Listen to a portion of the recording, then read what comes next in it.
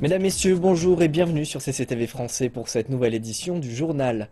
Dans toute la Chine, des activités ont lieu et créent une atmosphère festive alors qu'approche la plus importante fête traditionnelle du pays. Reportage auprès des habitants. Un esprit de fête souffle sur toute la Chine. Chaque région a ses propres traditions et activités pour célébrer le nouvel an lunaire. Dans la province du Hebei, dans le nord de la Chine, des centaines d'habitants de Qinhuangdao se sont déguisés en roi des singes, le principal personnage du roman classique chinois Pérégrination vers l'ouest. Dans le sud, dans la province du Guizhou, la nouvelle année des Tujia a lieu un jour avant celle des Chinois Han majoritaires. Les chants et danses traditionnels des villageois Tujia symbolisent le bonheur et la chance et attirent des touristes venus de tout le pays. J'apprécie les célébrations ici. Je suis très impressionné par ces choses traditionnelles que je croyais perdues. Le Nouvel An chinois est aussi un moment à partager en famille. Dans le Shandong, dans l'est de la Chine, les villageois du comté maritime de Rushan ont invité des gardes-côtes chez eux pour partager leur bonheur. En tant que garde-côte, je dois rester à mon poste pour la fête du printemps. Mais je me sens à la maison ici. Comme la fête du printemps marque le premier jour de la nouvelle année, le premier repas est d'importance. Dans la province du Gansu, dans l'ouest chinois, les gens se rassemblent pour un repas de réunion fait de produits locaux. C'est ce soir qu'a lieu le réveillon du Nouvel An chinois, la plus importante soirée du calendrier lunaire. Les familles se réunissent pour dire adieu à l'ancienne année et accueillir la nouvelle. Comme les 30 dernières années, la chaîne de télévision centrale de Chine a pour coutume de présenter un gala du Festival du Printemps destiné au public chinois. Le comité d'organisation a déjà publié le programme de 4h30 du spectacle. Au total, il y aura 39 numéros, dont des chansons, des danses chinoises, des sketchs et de la magie. Le gala souhaite attirer davantage d'audience. L'événement de cette année se déroulera sur 5 sites différents avec la scène principale de Beijing. CCTV Français proposera une retransmission en direct ce soir. La fête du printemps est un moment durant lequel les familles se réunissent, et tout spécialement pour les travailleurs migrants qui se trouvent à des milliers de kilomètres de leur ville natale. Mais cette année, nombre d'entre eux restent travailler pour assurer les services urbains et permettre que les villes continuent de fonctionner correctement. C'est la période de l'année la plus active pour le livreur Chun Liu et pour ses collègues. Ils travaillent dans un point de distribution d'une boutique sur internet à Shanghai et ils sont très occupés car les commandes sont montées en flèche pour la fête du printemps. En temps normal, je livre environ 60 commandes par jour. En ce moment, c'est plus de 100 par jour. Il faut parfois faire des heures supplémentaires. Chun a travaillé dans ce quartier pendant plus de 5 ans et il est devenu au fil du temps un élément indispensable de la vie des résidents. Ce livreur travaille dans mon quartier depuis longtemps. Il travaille bien. Je commande toujours des choses lourdes, comme de l'eau en bouteille. Il rend ma vie bien plus facile. Chun vient de la province de Lanhui et il a décidé de rester et de travailler pendant les vacances, car ici, les affaires continuent de tourner. J'ai maintenant de bonnes relations avec mes clients, car nous apprenons à nous connaître progressivement. Si je rentre chez moi pour le nouvel an, ils ne pourront pas recevoir leurs commandes à temps. C'est ainsi. Il a envoyé sa femme et son fils chez ses parents pour qu'ils puissent se réunir malgré son absence. La fête du printemps est un événement très important pour les familles chinoises. Évidemment, mes parents veulent me voir et cela ne me gêne pas de gagner moins pour rentrer dans ma ville natale. Mais j'ai choisi de travailler dans les services et mes clients ainsi que mon entreprise ont besoin de moi. De nombreuses villes chinoises se reposent grandement sur les travailleurs migrants.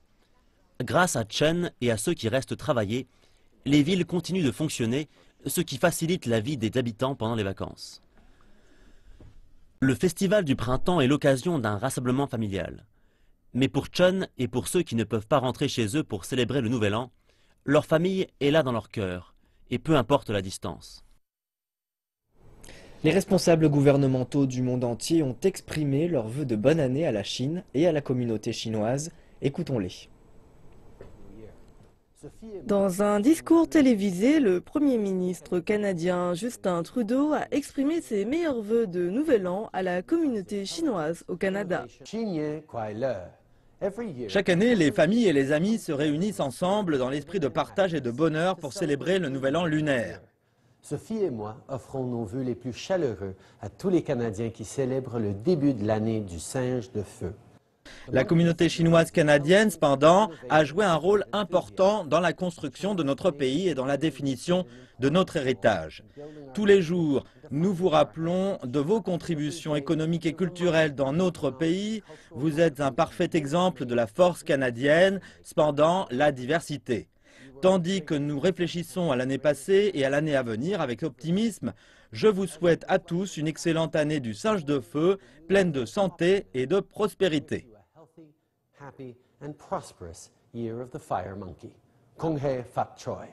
Le gouverneur de la ville russe de Saint-Pétersbourg a également exprimé ses meilleurs vœux pour le nouvel an chinois.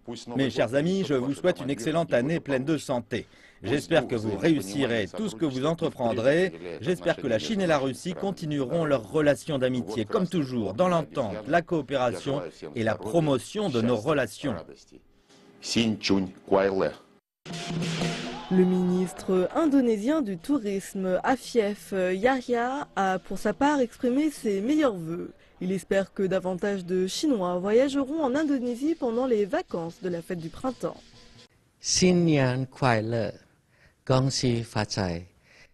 Tous nos meilleurs vœux de la part de l'Indonésie.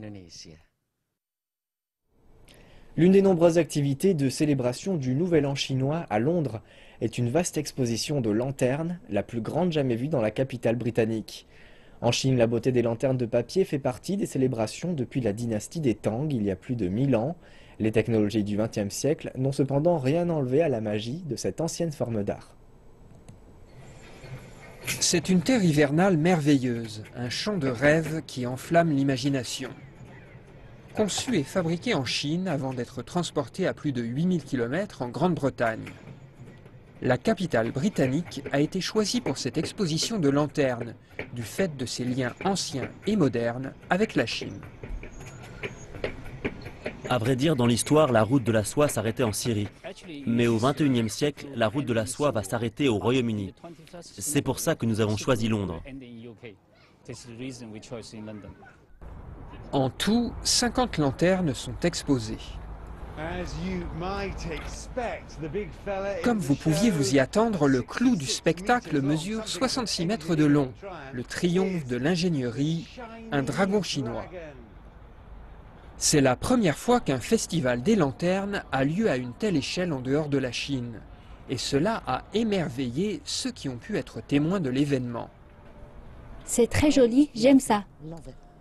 C'est vraiment fantastique. Les couleurs et la lumière sont vraiment captivantes. On ne voit pas souvent ça à Londres. Alors c'est une grande surprise.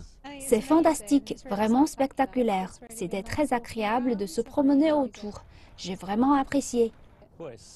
Je pense que le titre est bien trouvé. C'est magique. C'est vraiment extraordinaire. Bien entendu, les soldats de l'armée de terre cuite ont une place spéciale ici. C'est comme l'essence de la Chine.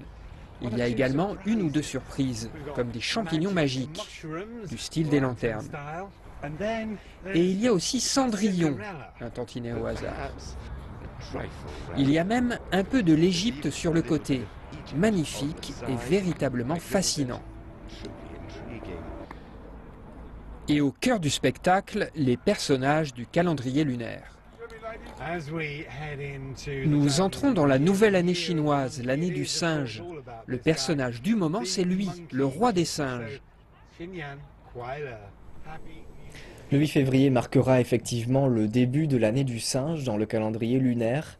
Le Nouvel An chinois est la principale célébration de l'année pour les Chinois, mais également pour les expatriés en Chine. Les employés de CCTV français partagent avec nous leur expérience. La fête du printemps est liée à mon histoire chinoise. Pour moi, c'est le symbole de la Chine, de la culture chinoise, de la joie, de la bonne humeur, de l'envie. En chinois, il y a un proverbe qui s'appelle « Zhu Xian Sui Su », c'est-à-dire « à Rome, faire comme à Rome ». Faites à Rome, faire comme les Romains. Donc du coup, en arrivant en Chine, au début, pour moi, c'était une fête qui n'avait pas trop d'importance. J'avais du mal à me l'approprier. Et après 6 ans en Chine, Je ne fête quasiment plus Noël, mais je fête la fête du printemps comme un Chinois. Donc je suis finalement devenu un peu chinois. Elle a un sens très particulier pour moi puisque vous n'êtes pas sans savoir que je suis mariée avec un Chinois. Donc évidemment, la fête du printemps est pratiquement aussi importante pour moi maintenant que la fête de Noël ou le Nouvel An. Pour moi, le Nouvel An chinois, c'est surtout la réunion familiale, c'est-à-dire que tout le monde se réunit autour un bon plat de ravioli chinois et tout le monde est autour de la table et s'amuse ensemble et rit et joue. Les enfants qui jouent autour de la table et qui attendent avec impatience cette petite enveloppe rouge avec de l'argent à l'intérieur. Quand j'étais à l'université, à Changsha, dans le sud, j'ai appris la danse du dragon. Pendant les festivités, on voit des danses du lion, les deux personnes qui manipulent un lion, et puis le dragon. Et ça, moi, c'est ce que j'ai fait là-bas et j'ai beaucoup aimé. C'est sportif, et puis c'est artistique, il y a la musique. Et ça, c'est quelque chose que j'aime beaucoup dans la fête du printemps. C'est vraiment le vrai Nouvel An chinois, c'est par rapport au cycle lunaire, c'est ça? Il me semble que c'est la fête la plus importante de l'année en Chine. Et aussi, c'est la plus grande migration humaine de la planète. Donc ça, c'est quand même incroyable. En France, il y a une grande communauté chinoise. Et donc, ils organisent également un défilé tous les ans. Et il y a aussi, pareil, des pétards, des danses du lion, etc. Donc ça attire beaucoup la curiosité des Français, notamment à Paris. Parce que le défilé pour le Nouvel An chinois est très fameux à Paris. Mais voilà, c'est très, très spécifique à la Chine et à l'Asie en général, le fait d'avoir des pétards. 新年快乐，猴年大吉！猴年大吉！我祝大家新年快乐！身体健康，阖家幸福。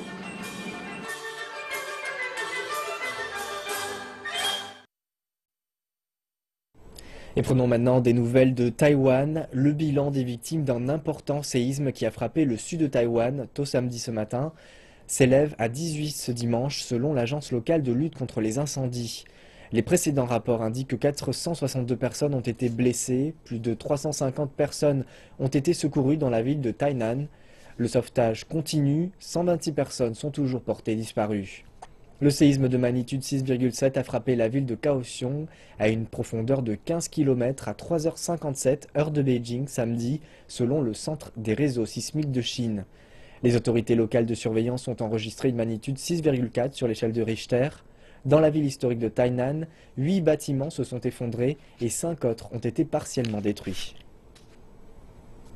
Crise en péninsule coréenne, la télévision centrale coréenne a annoncé que la République populaire démocratique de Corée avait procédé dimanche matin au lancement avec succès d'une fusée Kwangmyongsong 4.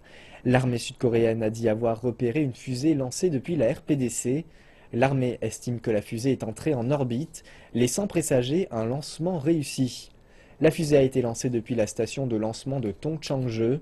Ce lancement intervient un mois après les essais supposés d'une bombe H le 6 janvier, en violation des résolutions du Conseil de sécurité de l'ONU.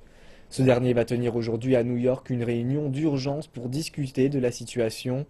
Le chef de l'ONU, Ban Ki-moon, a déclaré qu'il est profondément déplorable que Pyongyang ait effectué un lancement utilisant la technologie de missiles balistiques. La présidente de Corée du Sud a condamné le lancement de la fusée par la République populaire démocratique de Corée après avoir demandé la tenue d'une réunion d'urgence de l'ONU sur le sujet. La République populaire démocratique de Corée a ignoré un avertissement de la communauté internationale et vient de commettre une provocation inacceptable en lançant un missile de longue portée peu de temps après avoir réalisé son 4e essai nucléaire.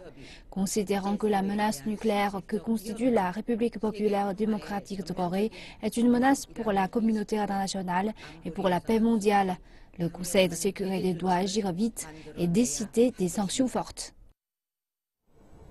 En Afrique maintenant, les producteurs de coton au Malawi, dans le sud du continent, réussissent à améliorer leurs conditions de vie avec l'aide d'entrepreneurs agricoles chinois. Reportage. Il est temps pour les producteurs de coton d'obtenir les graines de Machado, le négociant de la société China Africa Cotton Malawi Company.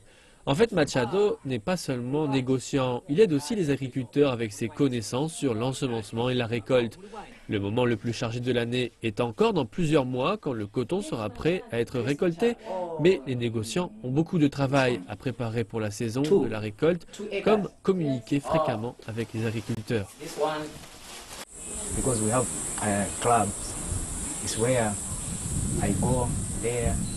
Parce que nous avons beaucoup de clubs, de cette manière, nous pouvons dans chaque club leur enseigner des techniques et nous les aidons à améliorer leurs conditions.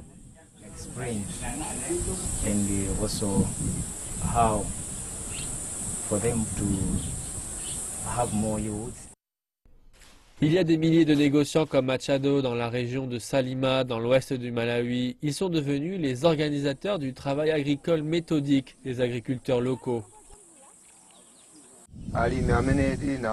Il y a environ 12 000 personnes dans la zone que je contrôle. La plupart d'entre elles sont des producteurs de coton. Travailler avec les compagnies leur apporte un grand changement. Leur travail devient plus efficace. Tandis que le travail agricole devient plus efficace, le bénéfice pour les agriculteurs est évident. Il y a plus de temps et d'argent à consacrer aux autres petites activités, comme l'élevage d'animaux.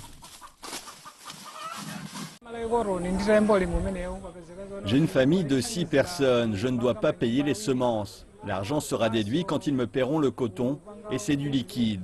L'argent est suffisant pour scolariser mes enfants.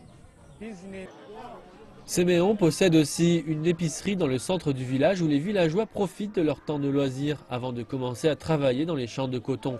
Ces gens vivant dans le pays le moins développé au monde semblent heureux avec leurs conditions actuelles, mais la direction locale de la compagnie a de l'ambition. Kennedy dit que la saison sèche pourrait aussi être utilisée pour la plantation s'il y a une amélioration technologique.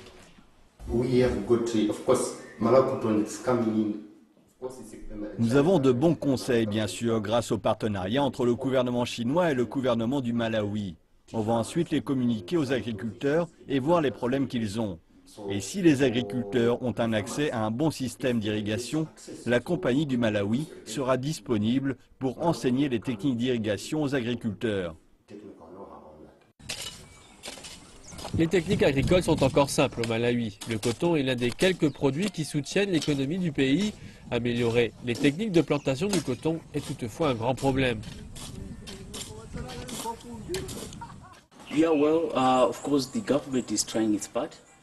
Nous avons le gouvernement de notre côté, mais nous ne pouvons pas laisser toutes les tâches au gouvernement. Nous avons aussi des compagnies très qualifiées, comme la compagnie du Malawi, qui peuvent faire ce changement. Donc, nous assurons qu'il y a une bonne communication entre les agriculteurs et les compagnies qui font beaucoup pour le coton made in Malawi.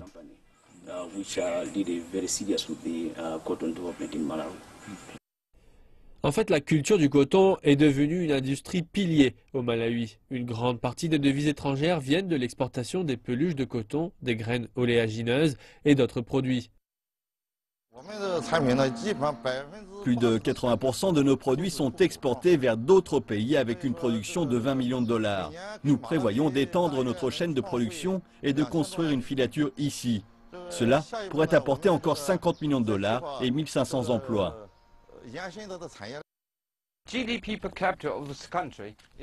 Le PIB par habitant de ce pays était le plus faible de la liste des pays pauvres des Nations Unies en 2014. Le Malawi est un petit pays, mais il possède énormément de terres arables et il a évidemment un grand potentiel pour les sociétés du pays, pour les investissements étrangers et pour attirer le secteur des affaires chinois. Et c'est la fin du journal, merci de l'avoir suivi et bon réveillon du Nouvel An chinois à toutes et à tous. Bonne suite de programme sur notre chaîne.